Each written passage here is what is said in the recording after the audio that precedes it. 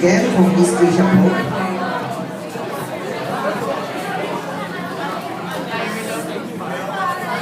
This is your question.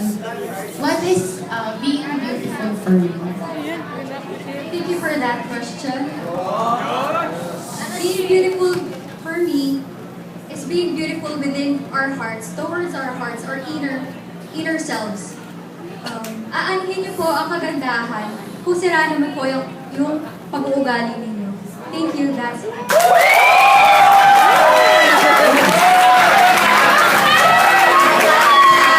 our next candidate,